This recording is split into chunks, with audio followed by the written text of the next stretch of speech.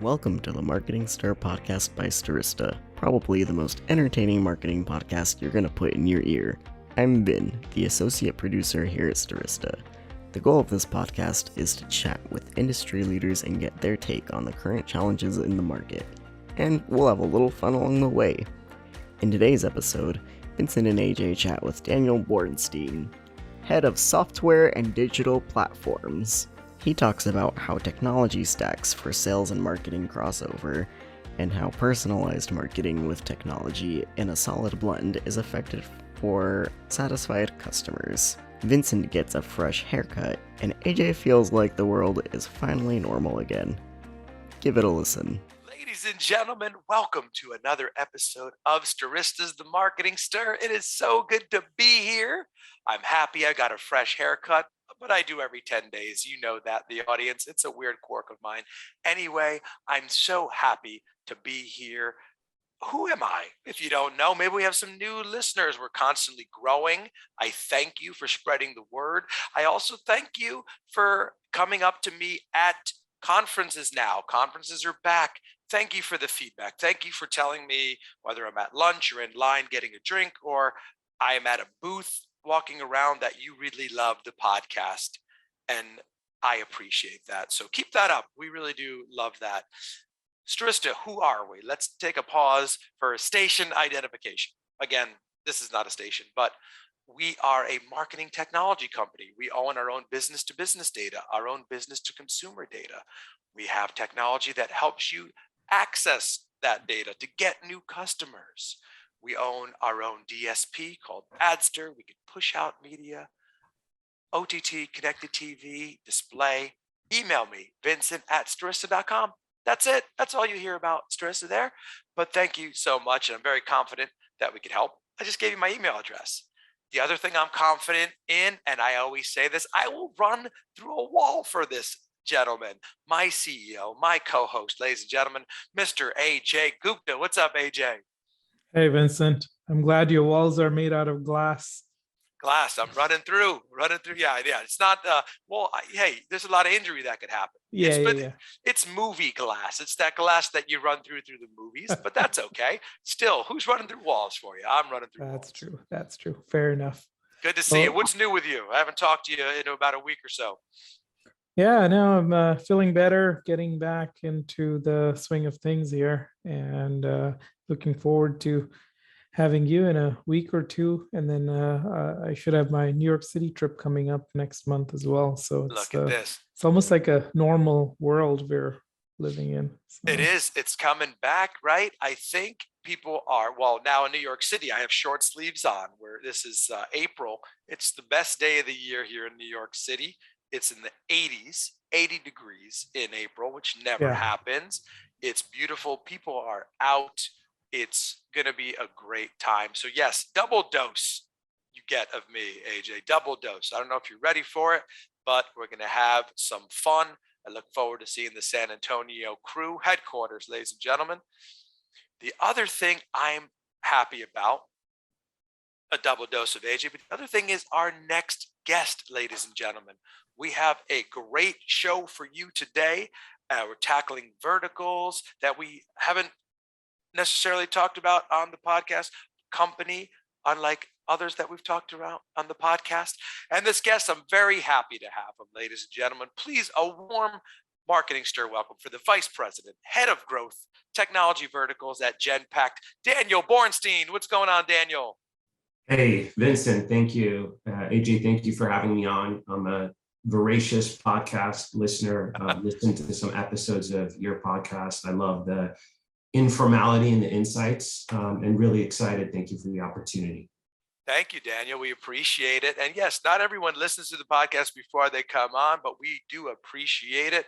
We put a lot of effort into it, a lot of effort to make it look effortlessly, I should say. But yeah, that's everyone else. No effort on my part, but it is so great to talk to you, Daniel, to see you in person. I hope to meet you in person one day. But Daniel, let's get right into it. I love your title. It's a very unique title because you are tackling certain verticals. So can you talk to me a little bit about, first, let's get it out there, who Genpact is, and talk to us about a little bit verticals, your role within the organization. Love to hear all about that. Yeah, absolutely. So Genpac is a publicly traded multinational consulting and professional services firm. We, as you may imagine, we're all business to business, and we help mostly the Fortune 500 and Fortune 1000 companies in a variety of areas. We actually, believe it or not, have 100,000 employees across 30 plus countries. And essentially, we have a consulting arm, which I can get into a little bit later, and our professional service arm runs operations and processes across a multitude of areas for the Fortune 500, as I mentioned, and those could be areas like finance and accounting, trust and safety, customer experience, sales and commercial, financial crimes and risk management. We really, really do a lot in my verticals. So I'm the head of growth, as you mentioned, for our technology verticals. So what does that mean? Like most companies, if you think about Google or Facebook, they tend to be verticalized, and those verticals are essentially where their clients are. And in an ideal world, you have people that have domain expertise within the client's area of expertise. And then, of course, you have the products themselves. Our products are essentially the service lines and domain areas where we're ranked number one, number two in the world, whatever the case may be. And so going back to my verticals, we have within my team social media, software as a service, e-commerce, on-demand marketplaces, gaming, big tech. Those are our cohorts, those are our clients. From my perspective, my main goal, it's really a combination of sales and marketing. It's that nexus of how do you acquire that next big customer into our portfolio? Once they're acquired, how do you grow them? That sort of thing. And Daniel, we'd love to ask, because there's a lot of people listening who are looking to get into various fields. They're maybe just starting out, but how'd you get started in marketing? Yeah, so for me, I was very much interested in consumer internet, right? And so my professional experience, I would say, was bifurcated with, let's say, undergrad and grad school. So in undergrad, I was really interested in political science, business, economics. And then while I was in undergrad, I started working for what we would call today Web 1.0 companies, startups, right?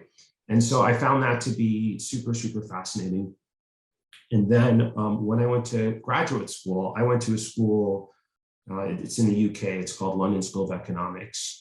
And essentially, it's a factory for people that want to be investment bankers or management consultants.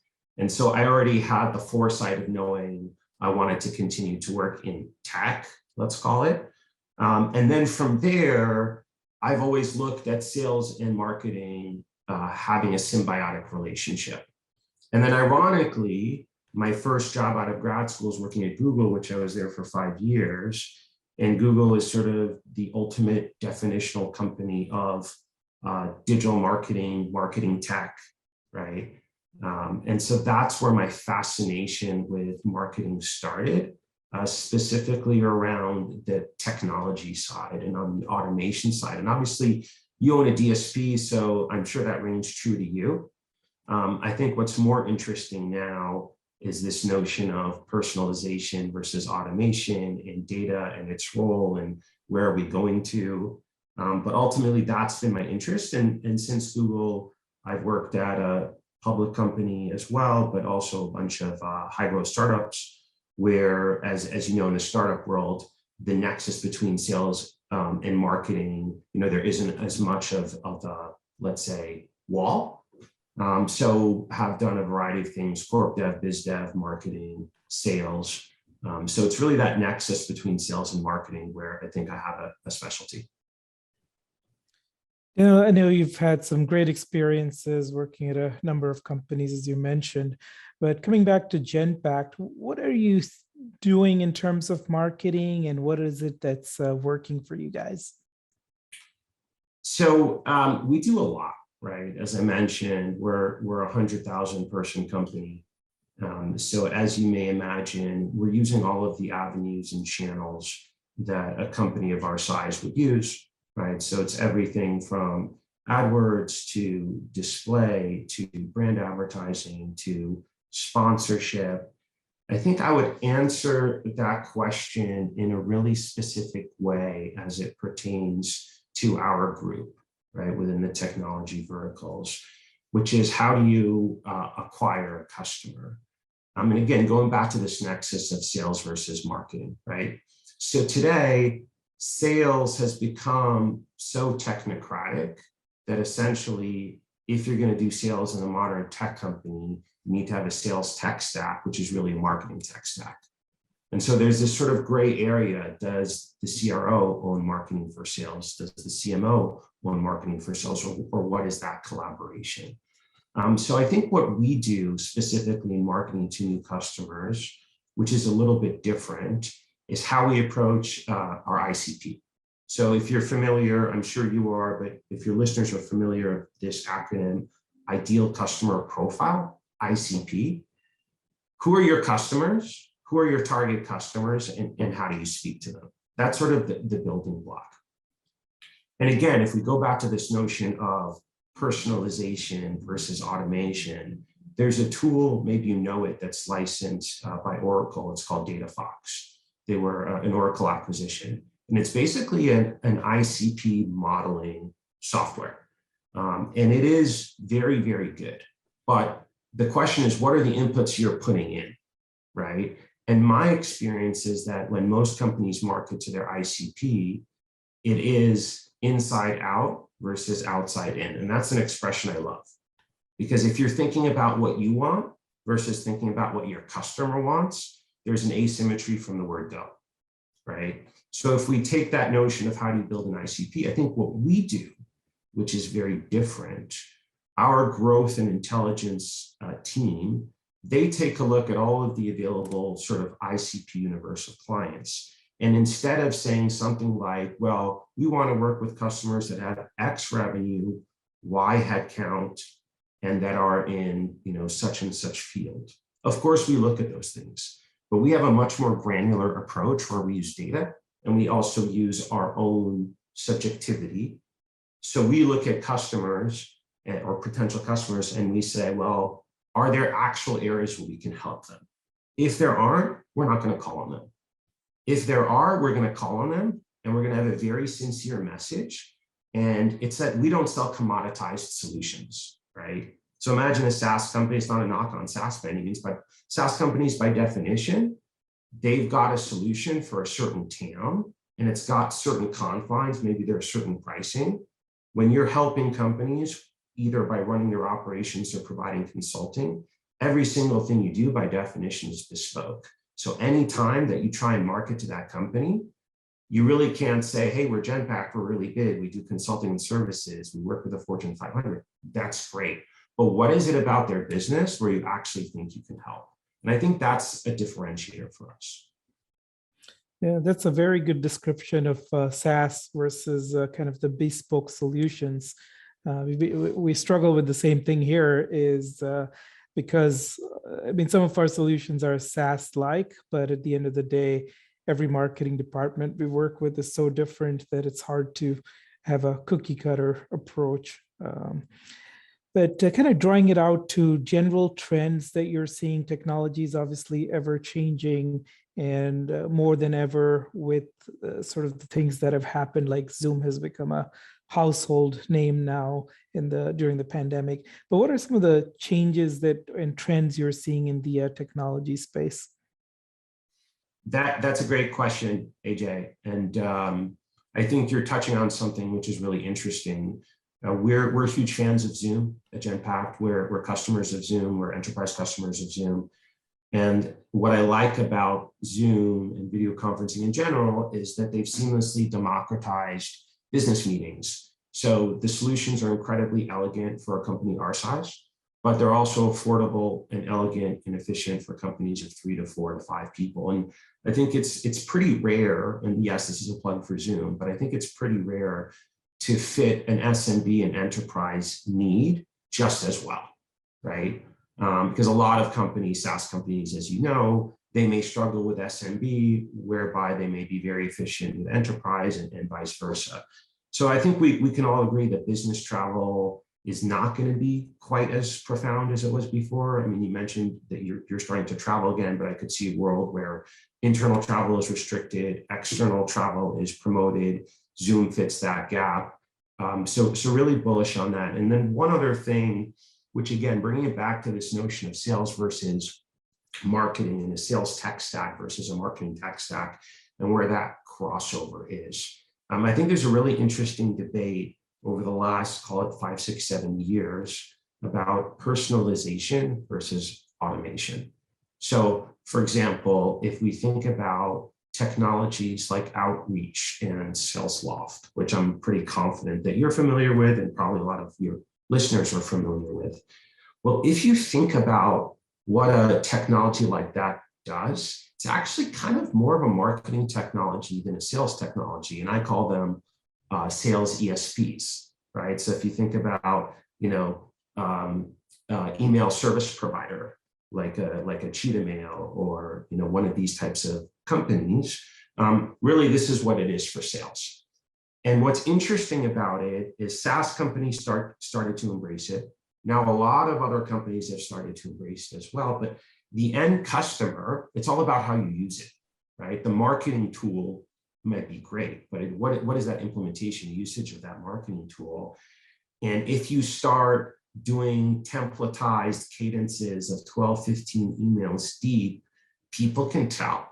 And yes, you can do some personalization there, but people can tell that it's also semi-personalized.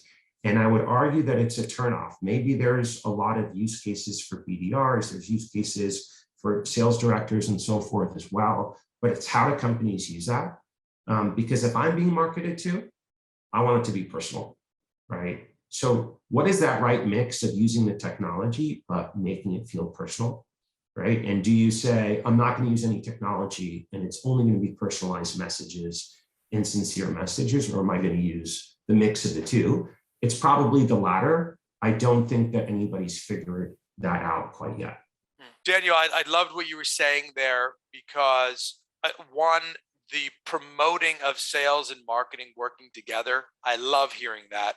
Our listeners love hearing that because you've always heard it being separated and at odds.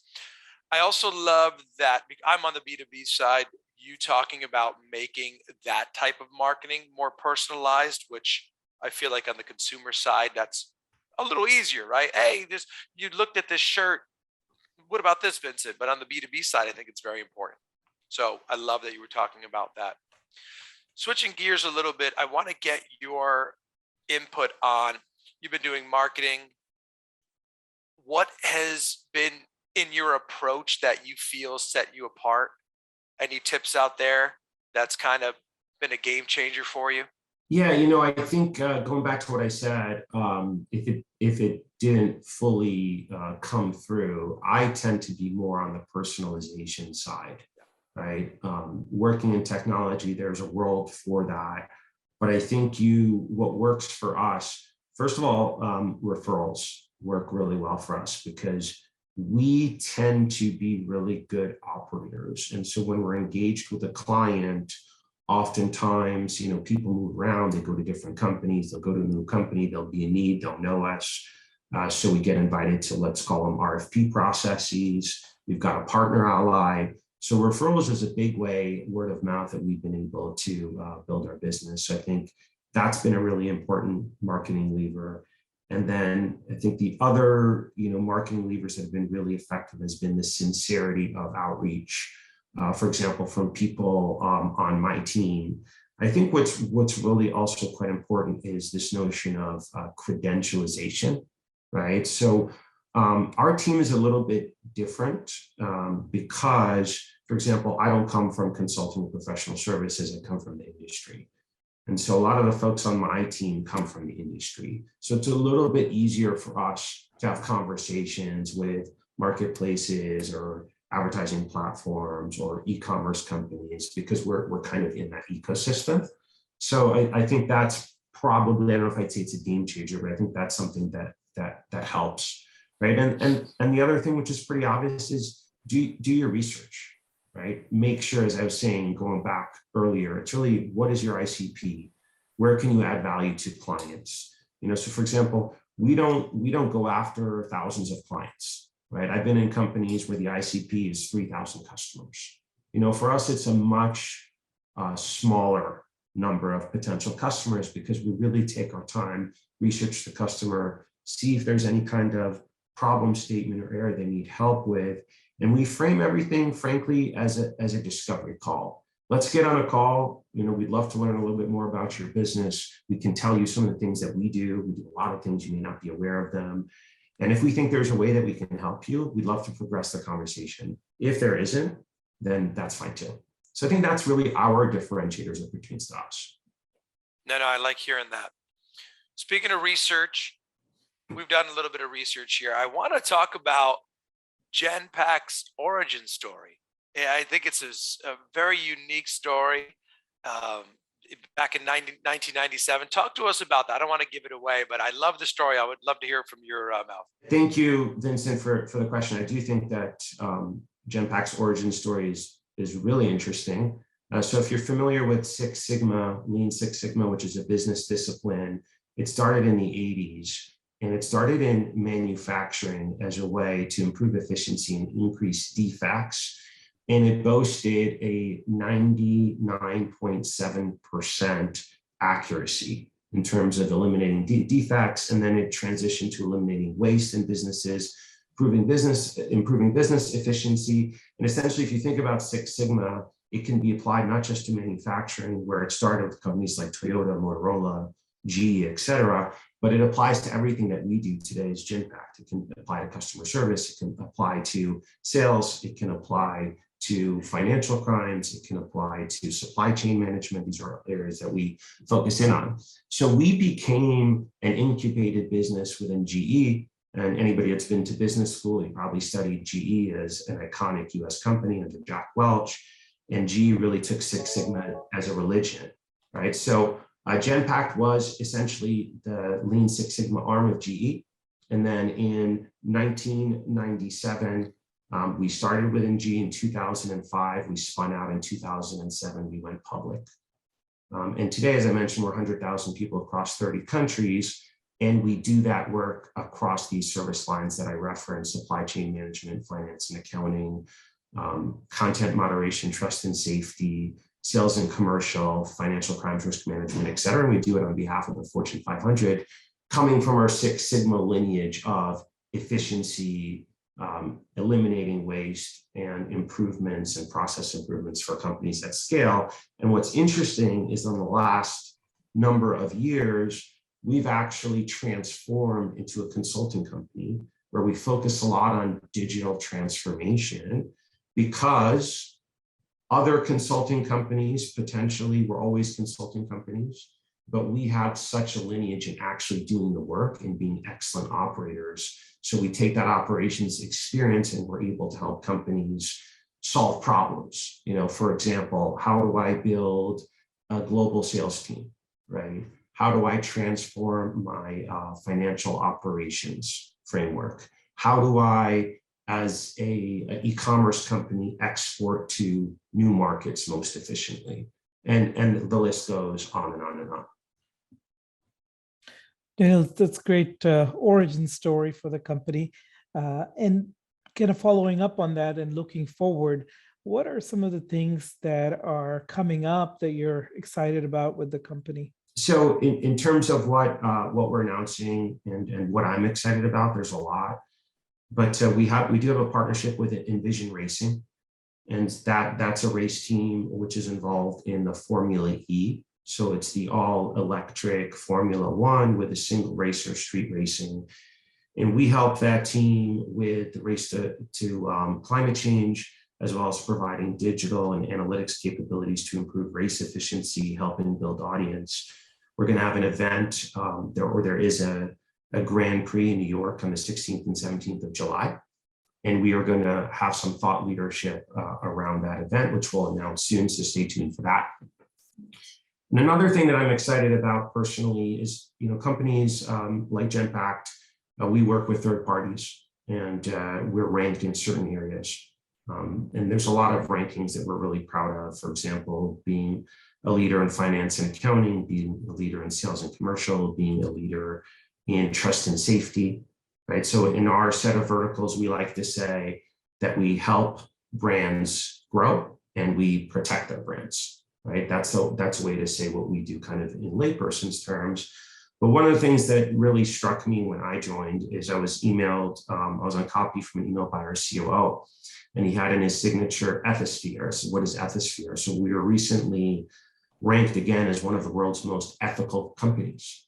And for me, that's important. We're a company that is very, very transparent in the way that we operate internally and externally, and having that validation of being an ethical company is something that I'm personally excited about, as well as being a leader with Everest Group's Peak Matrix for Trust and Safety, which speaks to our verticals. And we have a really interesting SMB sales academy that we've developed with some of our larger clients, which helps some of our large advertising and SMB clients within SaaS scale their businesses, because we have this academy that brings virtuous loops of feedback and analytics, and we can help train and improve processes on that front. So those are a few of the very many things that we've announced that I personally like and resonate with me. Yeah, one of our staple questions here, and I know you know this since you've heard our podcast before, is around kind of the unsolicited messages that we all get on LinkedIn. And so what's a message that gets your attention, and what's a message that really annoys you? So, LinkedIn is such an interesting conversation. I think not enough credit is given to LinkedIn for the way that they've completely transformed the way that we do business. From getting jobs to getting insights to getting intelligence to reaching out to people. It's literally one of my favorite platforms in the world, but how you use it, it's a democratic platform, right? So there's a lot of messages that you get that are totally irrelevant, but I think the ones that bother me the most is when people have not done their research. And so, maybe they're trying to sell you something that you sell, right? That doesn't make sense. They don't understand what you do. They don't understand the company. So those are the messages that bother me. And then the messages that I like, it's kind of what I was going back to earlier. People who have done their research and understand some initiatives you're working on. And the ones that I will respond to are people that I view as peers in my industry, where we have people in common, where they want to have a conversation, which isn't relegated to, I want to sell you product X, but more so of a conversation. We try and do that. When we reach out and we use LinkedIn as a conduit, we try and say, we've got some insights in supply chain. We've got some insights in sales and commercial. We've got some insights in trust and safety. Can we talk to you about some of the work we do and the things that we see in the market? Can we talk to you about our SMB sales academy, right? And not everybody's going to be receptive to that message, but at least it's a sincere message where hopefully they're going to learn something. So if somebody can reach out to me and I can learn something that's relevant to my business, I'll respond.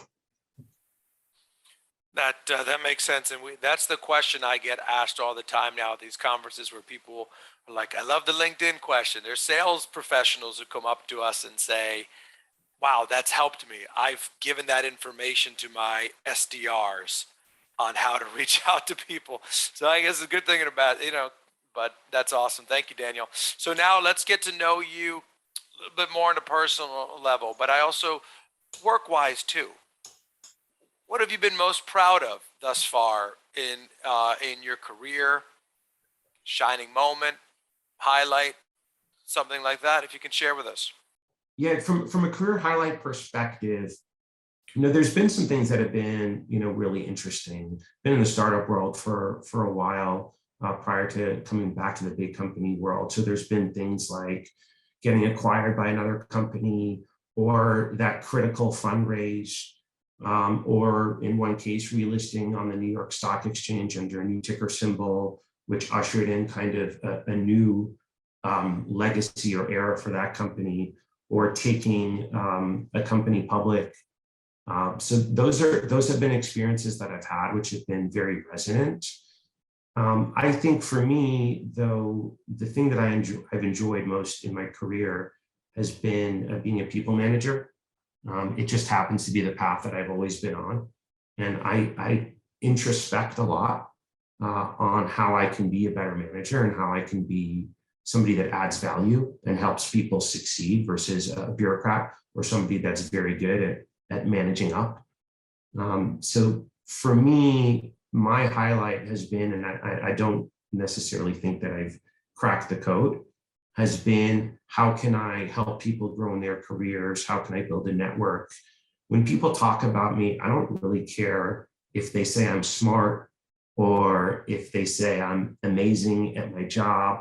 I want people to say this is a trustworthy, honest, credible person. That legacy is important to me, and to the extent that that's been the case, that would be something that would be the most resonant thing for me. I love that. I love hearing that. And finally, Daniel, we'd love to get to know you on a personal level. What do you like doing? What are some of your hobbies? I know travel. I saw so many other countries that you travel to, but talk to us. So on my free time, most of the stuff I do today is family oriented stuff. Prior to planting roots in Southern California, I had a really rich life experience. I lived in 5 countries, 3 continents, 10 cities, went to 2 international schools, worked at multinational companies, traveled a lot for work, visited over 30 countries. Personally, now my life is a little bit more rooted, and that stability actually, sincerely is something that I enjoy. But it's kind of the stuff that maybe isn't as exciting for certain people, but is rewarding for me. Got my Portuguese water dog named Dahlia, who I take for long walks on UCLA campus, where I listen to podcasts, meander around for hours. I have a bike that has 2 bike seats. I take my 6 and 4-year-old daughters biking on the beach, doing those types of family activities. So that's really kind of how life is today. But yeah, that's what I'm up to personally.